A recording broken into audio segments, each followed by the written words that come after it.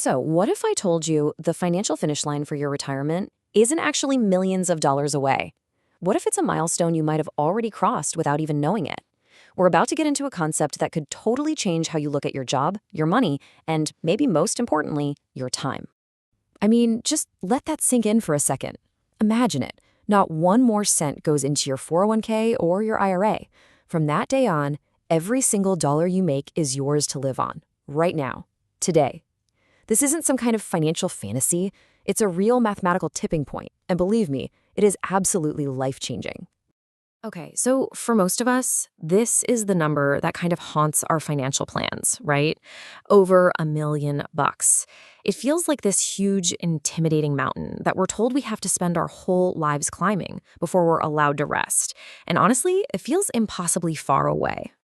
But what if, for someone who's, say, 40 years old, this was the number that really mattered? What if having just this much invested today meant that your retirement was already fully funded? You see that enormous gap between the two numbers? That is what we're talking about today. It's the difference between a life of grinding it out and a life of genuine freedom.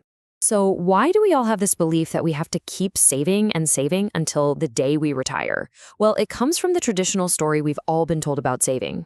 A story that might actually be costing you the best years of your life. And this slide just illustrates the difference perfectly. Think about it. Traditional saving, it's like pushing a giant, heavy boulder up a hill for 40 years. It's just a constant, exhausting struggle every single day. But Coast Fire? Oh, that is a whole different ballgame. It's more like packing a snowball until it gets just big enough, pushing it to the edge of a really long hill, and then you just walk away. The hill itself, which is really compound interest, does all the heavy lifting for you. That whole snowball strategy, it actually has a name, and it's called Coast Fire. It's a complete mind shift. You stop thinking about saving until you're 65, and instead you focus on saving until you hit a very specific tipping point. And then, well, then you just coast. So here's the crucial point. Coast Fire isn't about having your full retirement number in the bank today. Not at all. It's about having the seed of that number planted early enough. Once you hit your Coast Fire number, you just stop planting. You let the magic of compound interest do its thing, growing that tiny seed into the million-dollar tree you'll need way down the road. All you have to do from that point on is earn enough money to cover your current bills. Now, this all sounds great, right? But how in the world do you know what your number is? Well, it's not some big mystery. It's just math. And honestly, it's probably simpler than you think. So let's build the blueprint to find your own personal freedom number. We can break this all down into two really straightforward steps. First, we've got to figure out the total size of the nest egg you'll need when you actually retire. That's your traditional FIRE number. And second, we work backward from there to figure out how much you need today to let compound interest take over and do the rest of the work. All right, let's walk through step one with an example. We'll use the 4% rule, which is a pretty common guideline in finance. It basically says you can safely pull out 4% of your savings each year in retirement without ever running out of money. So to get your total number, you just multiply how much you want to spend per year by 25. If you want to live on 50 grand a year, your final FIRE number is $1.25 million. That's our target. Okay, now for step two, we just run the numbers backward. And don't worry, this formula isn't as scary as it looks. It just tells us how much that future goal is worth today. For our return rate, we're going to use a 7% real return. Now, what that means is it's the historical stock market average after you account for inflation. This part is super important because it lets us think in today's dollars, which makes everything way, way simpler. And check this out. This shows you the raw power of time. Look at these multipliers. If you're 25, every single dollar you invest today is expected to grow into $15 by the time you're 65. That's incredible. But if you wait until you're 40, that same dollar only has enough time to turn into about $5. This is exactly why starting early is so unbelievably powerful. Now, let's see how this all plays out in a real-life story. The numbers are one thing, but what does this actually look like for a real person? Let's take these calculations and apply them to a situation that I think a lot of people might find themselves in. So this is Dave. He's 40 years old, he's been really good about saving, and he's managed to build up a nest egg of $300,000.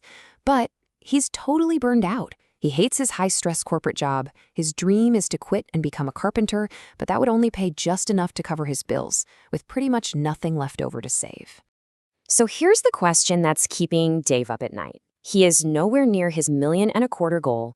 Does he really have to grind it out in this job that makes him miserable for another 25 years?